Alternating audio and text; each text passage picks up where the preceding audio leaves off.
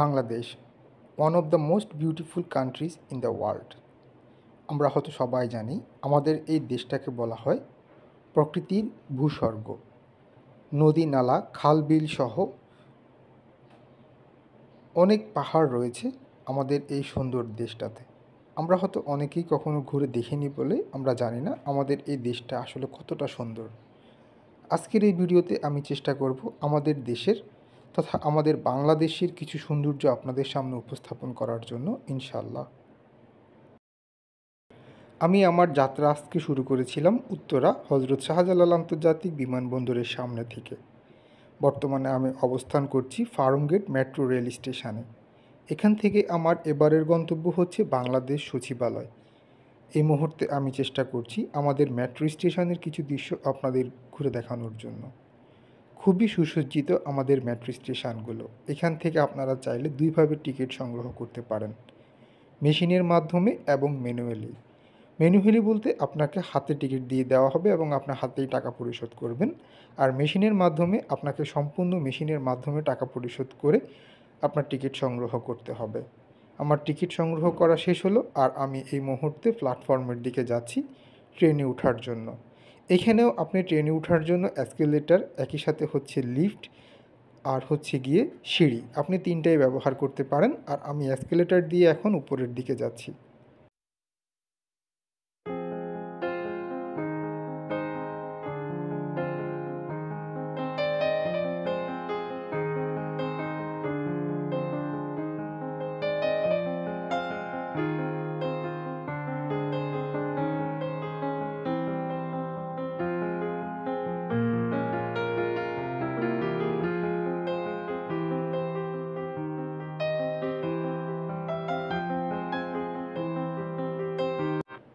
উপরে এসেই দেখতে পেলাম উত্তরাগামী একটি ট্রেন এই মুহূর্তে প্ল্যাটফর্মে এসে দাঁড়ালো।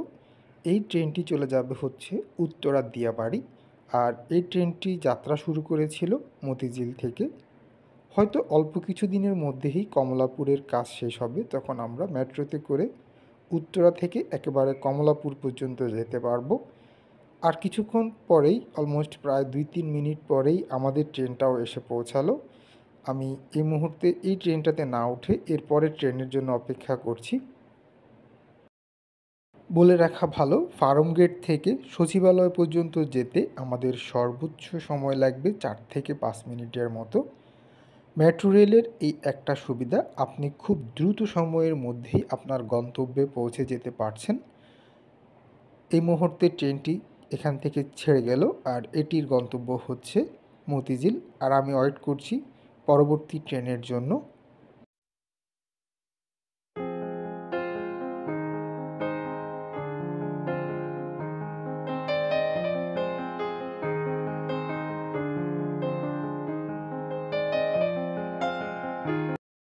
আমি এসে পৌঁছে গেলাম বাংলাদেশ সচিবালয়ে।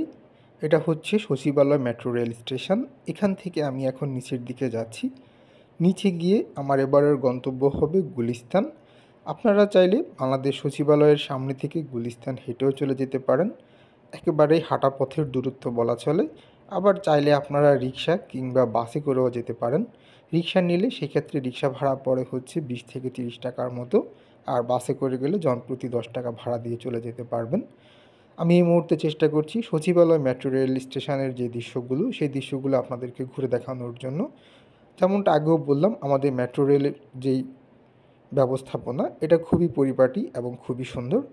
বের হয়ে যাওয়ার আগে আপনার যে টিকিটটা সংগ্রহ করেছিলেন সেই টিকিটটা এখানে জমা দিতে হবে। টিকিট এখানে জমা দেওয়ার পরে আমি চলে আসলাম হচ্ছে একটা রিক্সা নিয়ে গুলিস্তান। দেখেই হয়তো বুঝতে পারছেন রাস্তার ঠিক মাঝখানেই হচ্ছে গোলাপসার মাজার। এখান থেকে এবারের গন্তব্য হবে আমার মৈনট ঘাট। আর মৈনট ঘাট যাওয়ার জন্য আপনারা মৈনট পরিবহনে করে চলে যেতে পারবেন। গুলিস্তানে এসে ঠিক গোলাপসার মাজারের পাশেই আপনারা মৈনট পরিবহন পেয়ে যাবেন। এই বাসটাতে করেই আমার এখনকার গন্তব্য হচ্ছে মৈনট ঘাটে যাওয়া। মৈনট ঘাটে যাওয়ার মূল উদ্দেশ্য হচ্ছে আমাদের পদ্মা নদীকে খুব কাছ থেকে উপভোগ করা। আমাদের বাস গুলিস্তান থেকে ছেড়ে দিল মৈনট ঘাটের উদ্দেশ্যে। যদি আপনারা কখনও ঢাকা থেকে মৈনটঘাট ঘুরতে যেতে চান বা আমাদের পদ্মা নদীকে খুব কাছ থেকে উপভোগ করতে চান, তাহলে আপনারা মৈনট পরিবহনে করে মাত্র 1 থেকে 1.5 ঘন্টা সময়ের মধ্যেই কিন্তু চলে যেতে পারবেন। ঢাকা থেকে বা গুলিস্তান থেকে মৈনটঘাট পর্যন্ত আসতে আমার ভাড়া রেখেছিল 120 টাকা। আর এই মুহূর্তে আমি একটা টিকিট সংগ্রহ করলাম। আর আমার এবারের গন্তব্য হচ্ছে ফরিদপুর, চর ভদ্রাসন উপজেলা। আপনারা হয়তো দেখেই বুঝতে পারছেন আমি লঞ্চে করে যাচ্ছি। মানে আমাদের পদ্মা নদীর উপর দিয়ে লঞ্চ ভ্রমণের মজাই কিন্তু অন্যরকম। আর এই মুহূর্তে আমাদের লঞ্চটা ছেড়ে দিল ফরিদপুরের উদ্দেশ্যে। যেমনটা বললাম, আমাদের দেশ খুবই সুন্দর। আমাদের দেশে ছড়িয়ে ছিটিয়ে রয়েছে অসংখ্য নদ নদী। আর এই সকল নদ নদীর মধ্যে অন্যতম একটি নদী কিন্তু পদ্মা। আর এই মুহূর্তে আমি পদ্মার উপর দিয়ে যাচ্ছি হচ্ছে ঢাকা থেকে ফরিদপুরে।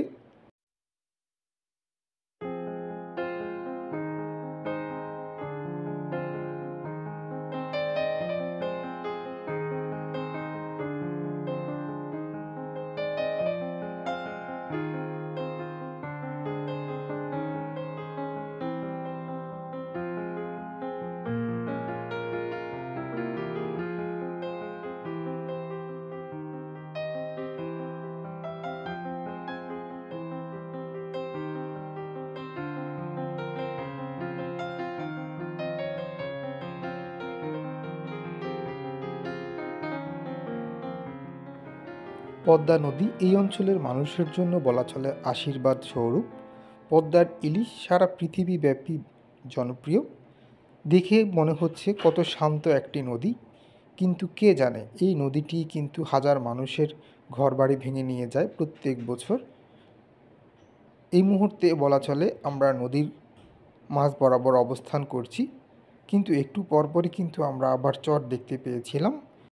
আজকে আকাশটাকে দেখতেও খুব সুন্দর দেখাচ্ছে, নীল আকাশ, তার উপরে পদ্মা নদীর উপর দিয়ে যাচ্ছি। মনে হচ্ছে যেন আকাশ আর নদী মিলেমিশে একাকার হয়ে আছে। আমাদের এই লঞ্চটা খুবই ছোটোখাটো একটা লঞ্চ। আর সত্যি কথা বলতে আমি প্রথমবারের মতো লঞ্চ ভ্রমণ করছি। আমি যাত্রা শুরু করেছিলাম মৈনটঘাট থেকে, যার অবস্থান ছিল হচ্ছে দোহারে। আপনারা হয়তো অনেকেই জানেন আমাদের ঢাকা জেলায় সর্বমোট 5টি উপজেলা রয়েছে। তার মধ্যে অন্যতম একটি উপজেলা হচ্ছে দোহার উপজেলা। আর দোহার কিন্তু পদ্মা নদীর তীরে অবস্থিত। দোহারের এক পাশে হচ্ছে দোহার উপজেলা, আর তার ঠিক অপর পাশেই হচ্ছে ফরিদপুরের চর ভদ্রাসন। আমি এখানে আসার পরেই জানতে পারলাম যে নদীর অপর পাশেই হচ্ছে ফরিদপুর। আর সেজন্য আমার হাতে যথেষ্ট সময় থাকায় আমি সিদ্ধান্ত নিলাম যে ফরিদপুর থেকেও একটু ঘুরে আসি। মূল উদ্দেশ্য কিন্তু ফরিদপুর থেকে ঘুরে আসা না, মূল উদ্দেশ্য হচ্ছে পদ্মার বুকে লঞ্চ ভ্রমণ করা। আর পদ্মার বুকে লঞ্চ ভ্রমণ করার যেই আনন্দ, সেটা আসলে ভাষায় প্রকাশ করার মতো না।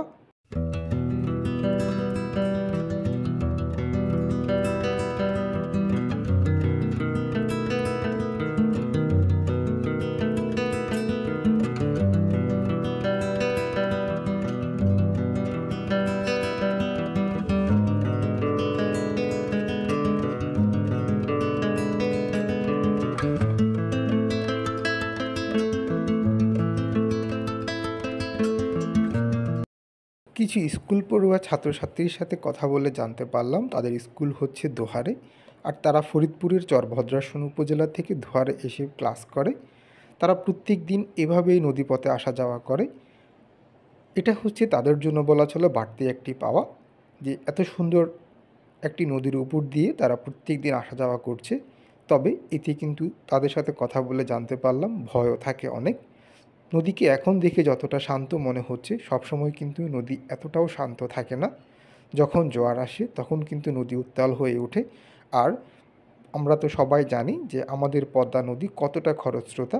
এই নদীর বুকেই হারিয়ে গেছে অনেক মানুষের ঘরবাড়ি ও বসতভিটা। আমরা যেই লঞ্চটাতে করে যাচ্ছি এটি হচ্ছে ছোটোখাটো একটি লঞ্চ।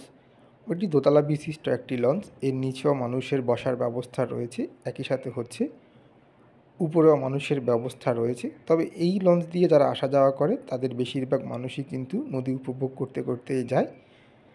আর দেখেই বুঝতে পারছেন আমরা এই মুহূর্তে কিন্তু চলে এসেছি দোহারের মৈনটঘাট থেকে ফরিদপুরের চর ভদ্রাসনে। আর এখানে আসতে আমাদের খুব একটা সময় লাগেনি, আমাদের সময় লেগেছিল অলমোস্ট প্রায় হাফ অ্যান আওয়ারের মতো।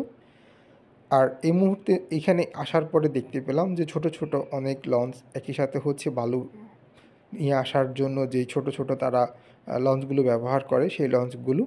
এছাড়াও অনেক স্পিড বোটকে এখানে কিন্তু পাড়ে রাখা হয়েছে, আর এই দৃশ্যগুলো কিন্তু দেখার মতো ছিল।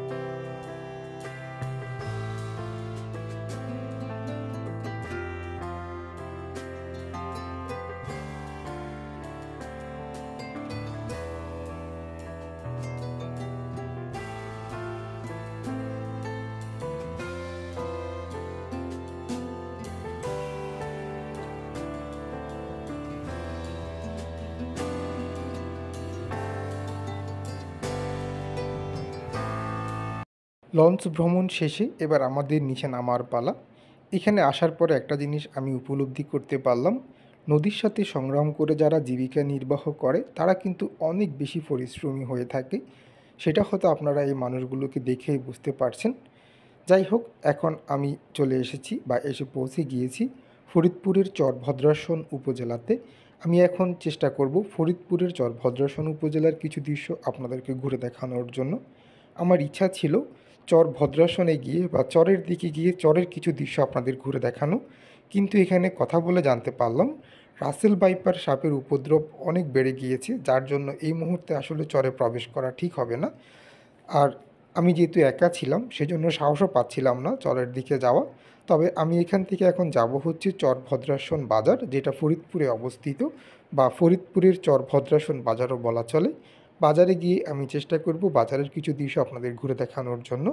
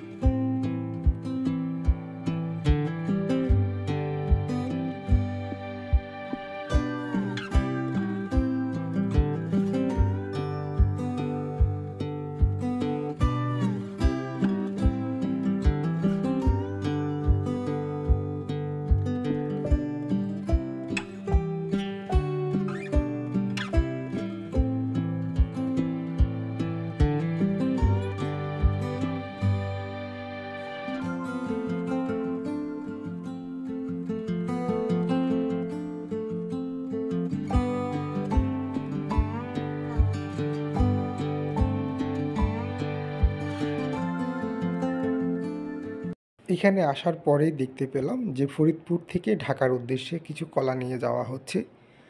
ফরিদপুর থেকে এই কলাগুলো নিয়ে ঢাকার বাজারে বিক্রি করা হবে। আর আমি চেষ্টা করছি সেই দৃশ্যগুলোই ধারণ করে আপনাদেরকে ঘুরে দেখাতে। তবে এখানে আসার পরে যেটা জানতে পারলাম বা দেখতে পারলাম, এই অঞ্চলের মানুষ কিন্তু অনেক বেশি পরিশ্রমী। যাই হোক, এটা আমাদের দেশের কমন একটা দৃশ্য। আমাদের দেশে খেটে খাওয়া মানুষ বা হ্যান্ড টু মাউথ যে ধরনের মানুষ রয়েছে তারা কিন্তু আসলে সবাই অনেক বেশি পরিশ্রমী হয়ে থাকে।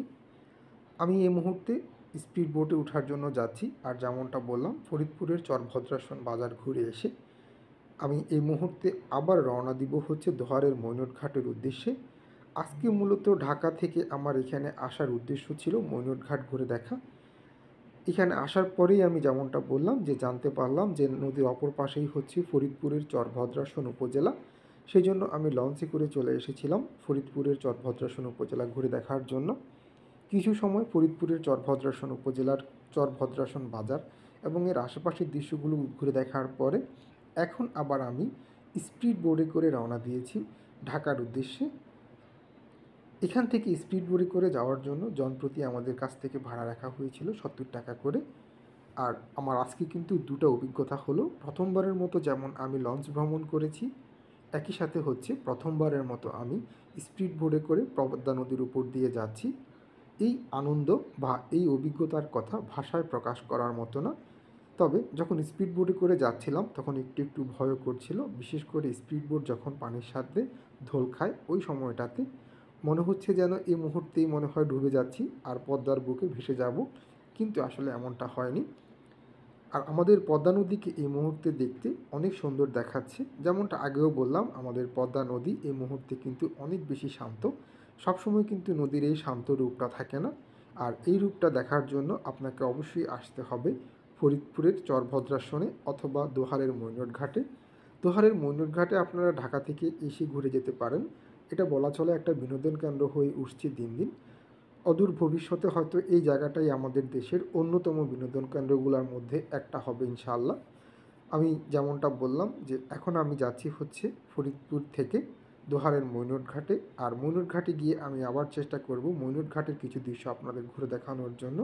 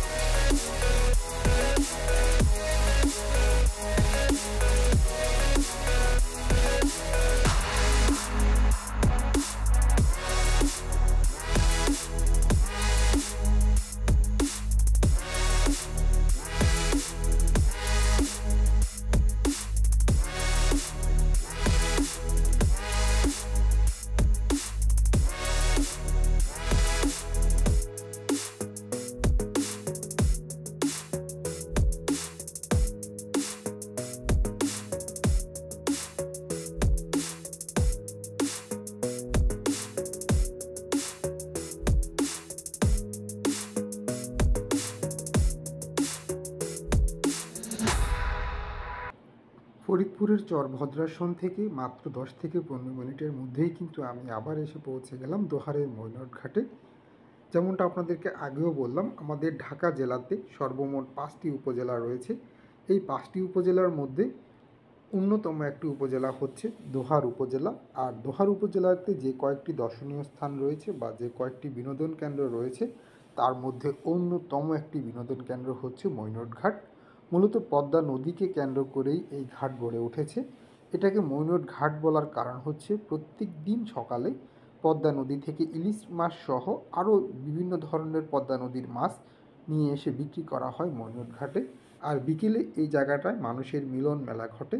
অনেক দূর দূরান্ত থেকে মানুষ এখানে ঘোরার জন্য আসে।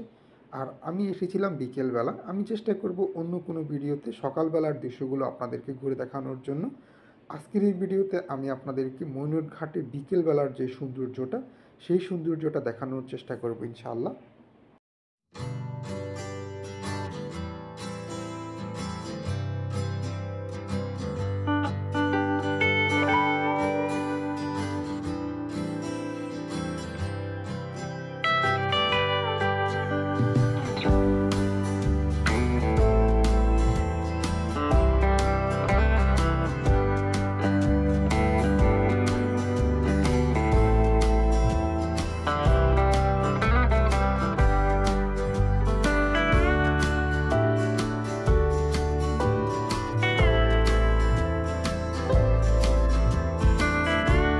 দুপুরে খাবার খাওয়ার জন্য এখানে বেশ কিছু হোটেল রয়েছে। এই হোটেলে আসার পরে দেখতে পেলাম যে পদ্মা নদী থেকে সকালবেলা যেই টাটকা মাছগুলোকে তুলে নিয়ে আসা হয়, সেই মাছগুলোই উনি সংরক্ষণ করেন এবং প্রত্যেকটা মাছ 500 টাকা করে উনি বিক্রি করেন। এখানে আসার পরেই আপনাদেরকে সেটা উনি ভাজি করে দিবে, আপনারা সেটা খেতে পারবেন বা আপনাদের যেভাবে সুবিধা হয় সেভাবে বললেই ওনারা আপনাদেরকে তৈরি করে দিবে। তো আমিও আসলে এই মুহূর্তে খাবার নিলাম। আর যেমনটা আগেও বললাম, এখন কিন্তু দুপুরের খাবারের সময় হয়ে গিয়েছে। আমি ফরিদপুরে দুপুরের খাবারটা না খেয়ে আমি চলে এসেছিলাম দোহারের মইনুর ঘাটে। আর এখানেই সিদ্ধান্ত নিয়েছিলাম যে দুপুরের খাবার খাবো। আর আমি এখন যে খাবারটা নিয়েছি এটা ছিল হচ্ছে একটা প্যাকেজ, আর পুরো প্যাকেজের মূল্য পড়েছিল হচ্ছে 250 টাকা। তো বুঝতেই পারছেন যেখানে খাবারের দাম খুব একটা বেশি রাখা হয়নি। ইলিশ মাছ, তারপর হচ্ছে মুরগির মাংস, ডাল, তারপর হচ্ছে 4 পদের ভর্তা, আর একই সাথে হচ্ছে সালাদ তো আছেই। তো সব কিছু মিলিয়ে আসলে খুবই কম রাখা হয়েছিল খাবারের মূল্য, যেটা আমার কাছে মনে হয়েছে যে ঢাকাতে এই ধরনের খাবারের দাম আরও বেশি পড়ে। যাই হোক, এখানে আসার পরে দেখতে পেয়েছিলাম যে এখানে আসলে বিভিন্ন দোকানিরা বিভিন্ন ধরনের পণ্যদ্রব্য নিয়ে তারা দোকান সাজিয়েছে। তো এখনও আসলে দোকানগুলো ওইভাবে চালু হয়নি, আস্তে আস্তে সবাই আসতেছে। আর এখন এই মুহূর্তে যেহেতু দুপুর, খুব বেশি মানুষজন এই মুহূর্তে আসেনি। এখানে বিকেলবেলা যেমনটা বললাম যে মানুষের মিলন মেলা বসে, বিশেষ করে দোহার, তারপর হচ্ছে নবাবগঞ্জ, মানিকগঞ্জ, মুন্সিগঞ্জ সহ ফরিদপুরের অনেক জায়গা থেকেও কিন্তু মানুষ এখানে প্রত্যেক দিন বিকেলে ঘুরতে আসে। তো দুপুরের দিকের যে দৃশ্যটা আমি এই মুহূর্তে চেষ্টা করছি সেই দৃশ্যগুলো আপনাদের ঘুরে দেখানোর জন্য।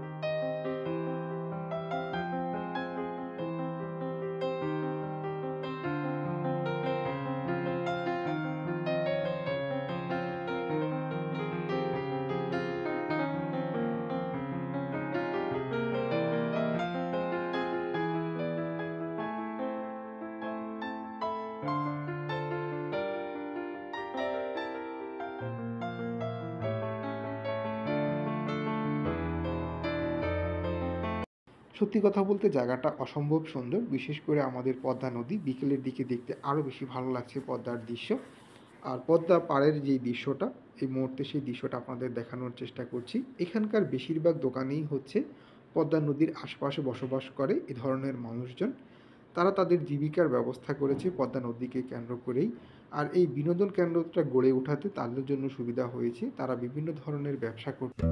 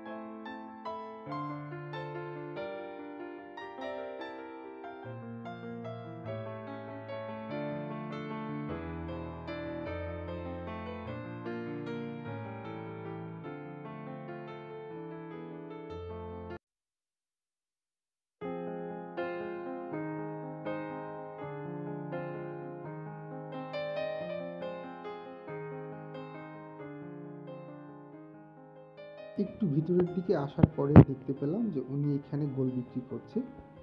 এই আইসক্রিমটা আসলে এই মুহূর্তে খাওয়াই প্রয়োজন, যার কারণ হচ্ছে যে পরিমাণে গরম পড়ছে এই মুহূর্তে, যেটা ভাষায় আসলে প্রকাশ করা যাবে না।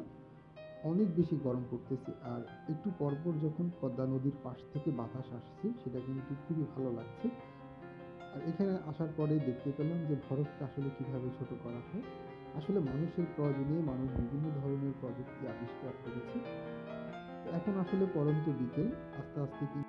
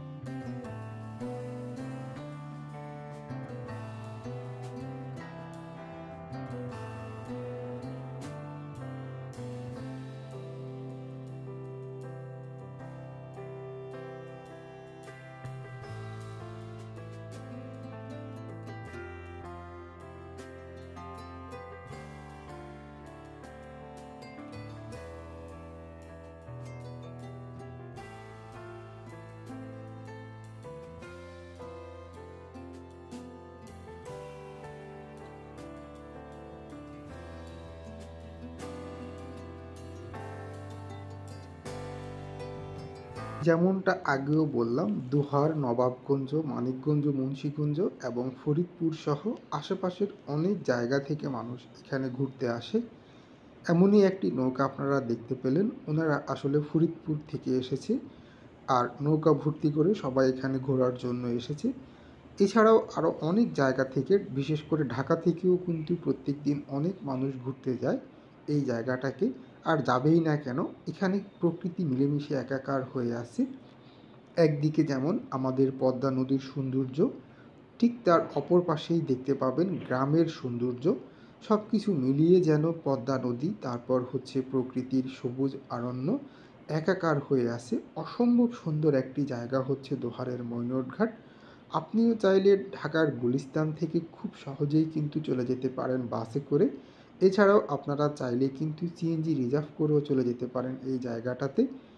আমি যেমনটা আগেও বললাম, অসম্ভব সুন্দর এই জায়গা। এখানে যাওয়ার পরে আমার কাছে বিশেষ করে খুবই ভালো লেগেছিল। এছাড়াও আপনাদের হাতে যদি সময় থাকে আপনারা ঘুরে আসতে পারেন লঞ্চে করে কিংবা স্পিড বোটে করে ফরিদপুরের চর ভদ্রাশ্রম থেকে। দেখে আসতে পারেন চরের মানুষের জীবনযাপন। চরের মানুষ যেমন সরল হয়ে থাকে, একই সাথে হচ্ছে তাদের জীবনযাপনও কিন্তু অনেক বেশি সাদামাটা হয়ে থাকে। আমি এই ভিডিওতে হয়তো আপনাদেরকে সেই দৃশ্যগুলো দেখাতে পারিনি, বাট কথা দিচ্ছি ইনশাআল্লাহ অন্য কোনো ভিডিওতে আমি আবারও চেষ্টা করব ফরিদপুরের চর ভদ্রাসন উপজেলার চরের মানুষের জনজীবন আপনাদের সামনে উপস্থাপন করার জন্য।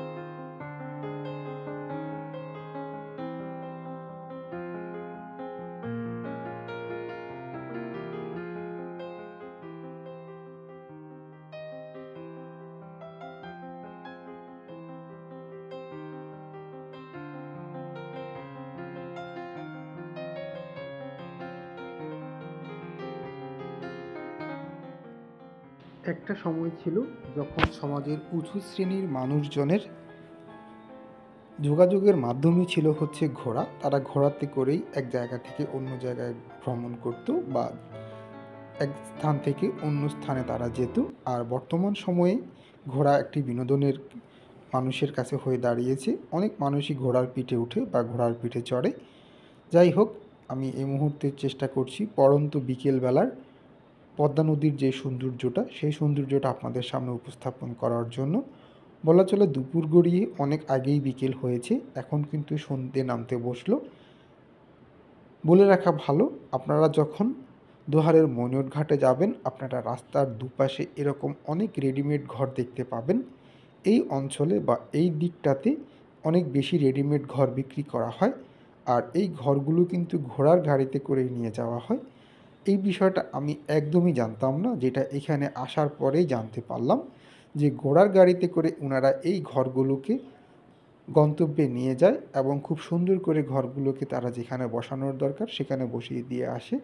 আর এই ধরনের ঘরগুলো বিক্রি করা হয় 2.5 লাখ থেকে 3 লাখ টাকার মধ্যে। তবে চাইলে আপনারা অর্ডার দিলে আপনাদের ঘরগুলোকে তৈরি করে নিতে পারেন। আমি জানতাম যে এগুলো হচ্ছে শ্রীপুরের দিকে তৈরি করা হয়, কিন্তু এখানে আসার পরেও দেখতে পেলাম যে এই অঞ্চলেও কিন্তু এ ধরনের ঘর বিক্রি করা হয়ে থাকে। আমার আসলে এবারের গন্তব্য হচ্ছে জয়পাড়া বাজার। আর জয়পাড়া বাজারে যাওয়ার মূল উদ্দেশ্য হচ্ছে মৈনট ঘাট থেকে সর্বশেষ গাড়ি ছেড়ে দেয় হচ্ছে 6টার মধ্যে।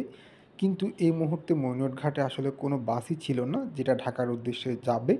যার জন্য আমি এখানে কথা বলে জানতে পারলাম জয়পাড়া বাজার ছাড়া আর কোনো বিকল্প উপায় নেই ঢাকা ফেরত যাওয়ার জন্য। আর জয়পাড়া বাজারে যাওয়ার পথেই আমি এই ঘরগুলোকে দেখতে পেয়েছিলাম যে ওনারা এখানে আসলে ঘরগুলোকে রেডিমেড সাজিয়ে রাখা হয়েছে। আপনারা যেমনটা বললাম অর্ডার দিয়েও ঘরগুলোকে বানিয়ে নিতে পারেন, আবার চাইলে রেডিমেড ঘরগুলোও সংরক্ষণ করতে পারেন। আর এই ধরনের দৃশ্য আপনারা একটু পরপরই কিন্তু দেখতে পাবেন। এই ভাইয়ের সাথে কথা বলে জানতে পারলাম যে ওনারাই আসলে এই ঘরগুলো তৈরি করে। আর এই ঘরগুলোকে একেবারে জায়গায় বসিয়ে দিয়ে আসার দায়িত্বই কিন্তু হচ্ছে ওনাদের। তো আমি এই মুহূর্তে একটি লোকাল গাড়িতে করে যাচ্ছি, আর এই গাড়িটা একটু পরপরই কিন্তু যাত্রী উঠাচ্ছে নামাচ্ছে। আর এখান থেকে জয়পাড়া বাজারে গিয়ে আমি চেষ্টা করব জয়পাড়া বাজারের কিছু দৃশ্য আপনাদের ঘুরে দেখানোর জন্য ইনশাআল্লাহ। দেখেই হয়তো বুঝতে পারছেন আমি এসে পৌঁছে গিয়েছি জয়পাড়া বাজারে। একটা সময় ছিল যখন এই অঞ্চলে লুঙ্গি তৈরি করার মৌকাম ছিল অনেক বেশি বা কারখানা ছিল অনেক বেশি। এখন যেরকম রেডিমেড ঘর তৈরি করার দৃশ্য একটু পরপরই দেখা যায়, তখন প্রত্যেকটা বাড়ি থেকে লুঙ্গি তৈরি করার যে সরঞ্জামগুলো ছিল সেগুলো দেখা যেত বা এগুলোর শব্দ খটখট শব্দ শোনা যেত। তবে এখন এটা বিলুপ্তির পথে, বলা চলে হাতে গোনা 2-1টা কারখানাই এখন রয়েছে, আর বেশিরভাগই কিন্তু বিলুপ্তি হয়ে গেছে। পর্যাপ্ত জনবল এবং সুযোগ সুবিধা না থাকার কারণে এখন আর এদিকে লুঙ্গি তৈরির কারখানাগুলো খুব বেশি একটা দেখা যায় না।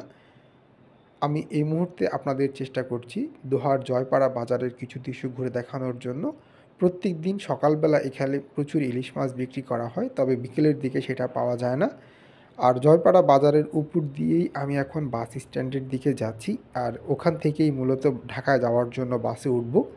তবে এখানে একটা অসুবিধা হচ্ছে, এখানে আসার পরেও জানতে পারলাম যে 6টা বা 6:30 কি 7টা এই সময়ের মধ্যেই সর্বশেষ বাসটা ছেড়ে যায়। এরপরে আপনাকে যদি ঢাকা যেতে হয় তাহলে আপনাকে সিএনজিতে করে কয়েকবার ভেঙে ভেঙে যেতে হবে। যাই হোক, যদি আমি বাস না পাই তাহলে আমি ওই সিএনজিতে করেই ভেঙে ভেঙে যাব। তবে জয়পাড়া বাজারে থাকার জন্য বেশ কয়েকটি হোটেল রয়েছে, আপনারা চাইলে সেই হোটেলগুলোতে থাকতে পারবেন।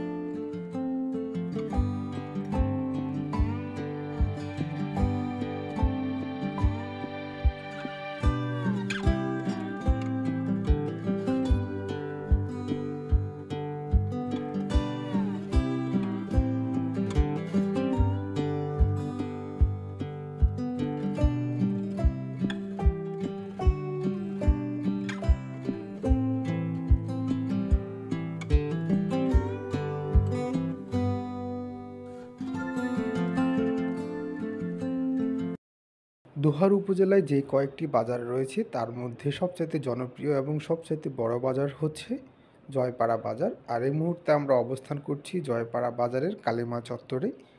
এখান থেকে মূলত আমরা যাচ্ছি হচ্ছে বাসে ওঠার জন্য। আর আমি আসলে আমাদের রিক্সা চালক মামাকে বারবার বলছি দ্রুত চালিয়ে যাওয়ার জন্য।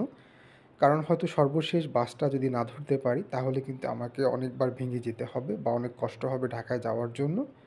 যেমনটা আগেও বললাম, এই অঞ্চলের মানুষের জন্য এটা একটা অসুবিধাই বলা চলে যে ৭টার পরে আর এখান থেকে কোনো বাস পাওয়া যায় না। তো উনিও আসলে খুব দ্রুত যাওয়ার চেষ্টা করছে এই মুহূর্তে। আর আমি চেষ্টা করছি যাওয়ার পথের যে দৃশ্যগুলো সেই দৃশ্যগুলো ধারণ করার জন্য, যাতে করে আপনাদের সামনে উপস্থাপন করতে পারি। তো হয়তো দেখেই বুঝতে পারছেন যে আসলে জয়পাড়া বাজার অনেক বড় একটা বাজার। আর এখানে এই অঞ্চলের মানুষের কাছে কিন্তু এটা খুবই জনপ্রিয়, বা প্রত্যেক দিন অনেক মানুষ বিভিন্ন জায়গা থেকে এই বাজারে আসে কেনাকাটা করার জন্য। আমাদের প্রত্যেকটা জেলাতেই কিন্তু এরকম এক একটা করে বাজার থাকে। আর এই বাজারকে কেন্দ্র করেই কিন্তু অনেক দোকান গড়ে ওঠে।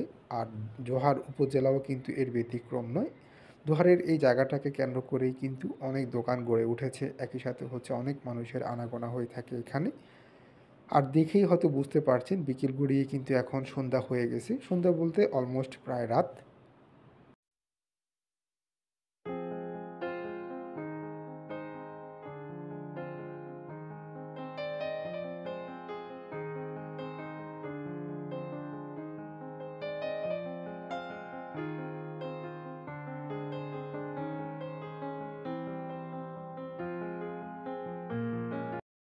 সত্যি কথা বলতে বলা চলে আমার ভাগ্য ভালো ছিল, বা ভাগ্য আমার সহায় ছিল। আমি এখানে আসার পরেই সর্বশেষ যে বাসটি ছেড়ে যাবে দোহার থেকে ঢাকার উদ্দেশ্যে সেই বাসটা পেয়ে গেলাম। আর আমি যখন ঢাকায় থেকে দোহারে এসেছিলাম, আমরা এসেছিলাম হচ্ছে নবাবগঞ্জ হয়ে। আর এখন আমরা যাব হচ্ছে মুন্সিগঞ্জের শ্রীনগর হয়ে। আর এখান থেকে খুব বেশি একটা দূরেও না শ্রীনগর। হয়তো দেখেই বুঝতে পারছেন যে আমাদের বাস কিন্তু এই মুহূর্তে আসলে ছেড়ে দিল হচ্ছে ঢাকার উদ্দেশ্যে। আর আমি এই বাসে করে গিয়ে নামবো হচ্ছে গোলাপসার মাজারের সামনে। আর গোলাপসার মাজারের সামনে থেকে আমি আবার উত্তরা এয়ারপোর্ট যাওয়ার জন্য এয়ারপোর্ট পরিবহনে করে চলে যাব। তো এটাই ছিল হচ্ছে আমার আজকের গন্তব্য। আমি চেষ্টা করেছিলাম আজকের এই ভিডিওর মাধ্যমে মূলত আপনাদের দেখানোর জন্য আমাদের দেশের অন্যতম একটি সুন্দর জায়গা বা অন্যতম একটি বিনোদন কেন্দ্র দোহারের মৈনট ঘাট। এর পরের ভিডিওতে অন্য কোনো জেলার অন্য কোনো দৃশ্য বা অন্য কোনো বিনোদন কেন্দ্র আপনাদেরকে ঘুরে দেখানোর চেষ্টা করব ইনশাআল্লাহ। আর আজকের মতো এই ভিডিওটা এখানেই শেষ করব। সবাইকে অসংখ্য ধন্যবাদ ভিডিওটি দেখার জন্য।